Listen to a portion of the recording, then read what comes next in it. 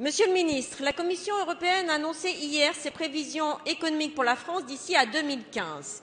Et les perspectives en matière d'emploi sont particulièrement inquiétantes puisqu'on nous prédit une stabilisation du chômage à 11% en 2014 et 2015.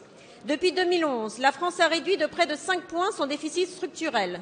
Un effort exceptionnel qui, au dire de la Commission elle-même, a coûté 3 points de chômage à la France. Face à la résignation qui gagne aujourd'hui nombre de nos concitoyens, n'est-il pas temps de donner priorité à l'emploi sur la réduction des déficits? N'est-il pas temps, en particulier, de lancer un plan d'investissement ambitieux dans les économies d'énergie, les énergies renouvelables et les transports collectifs qui, nous le savons, recèlent un potentiel majeur en emploi?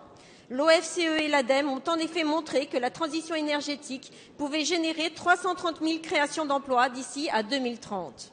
N'est-il pas temps de dépasser une conception de la modernité qui est celle des années 70, avec ses mines, ses aéroports et son plan autoroutier, pour nous tourner enfin vers l'économie de l'avenir?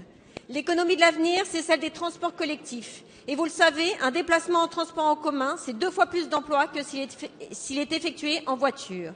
L'économie de l'avenir, ce sont les énergies renouvelables. Et vous le savez aussi, pour produire 1 mégawatt, il faut 9 emplois dans le solaire, 3,3 emplois dans l'éolien et 1 seul dans le nucléaire. L'économie de l'avenir, c'est enfin celle des économies d'énergie qui, à elles seules, peuvent générer jusqu'à 70 000 emplois d'ici à 2030.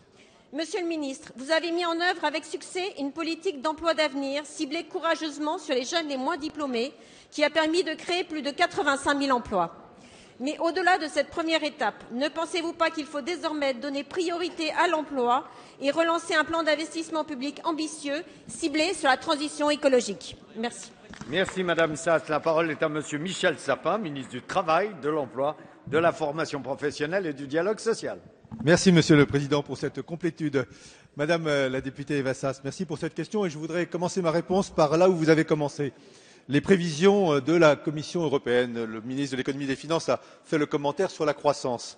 Mais sur les perspectives d'emploi, vous avez raison de souligner que la Commission prévoit une stabilisation du chômage. L'année dernière, elle prévoyait une hausse du chômage pour 2014. Elle prévoit maintenant une stabilisation. Elle a pris en compte quoi?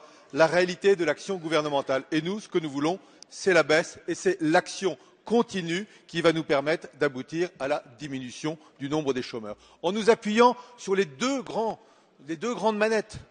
La manette des politiques de l'emploi. Vous avez salué la réussite des emplois d'avenir. Oui, c'est une belle réussite. Les contrats de génération, contrairement à ce qu'on peut entendre, sont en train de marcher. Les contrats aidés, nous les avons réorientés vers ceux qui aujourd'hui sont le plus en difficulté sur le marché du travail. C'est ceux qui sont les plus âgés, plus de 50 ans, et qui sont depuis le plus longtemps au chômage, le chômage de longue durée. Et puis la deuxième manette, c'est celle de l'activité économique, la création d'emplois dans le tissu économique. Et oui, Madame la députée, vous avez raison, il y a un certain nombre de secteurs qu'il convient de développer parce qu'ils sont au fond plus riches en emplois. J'entends beaucoup de gens qui nous disent qu'il faut 2% de croissance pour créer des emplois. Mais ça, c'était il y a 20 ans. J'en entends qui me disent qu'il faut 1,5% de croissance pour créer des emplois. Mais ça, c'était il y a 10 ans.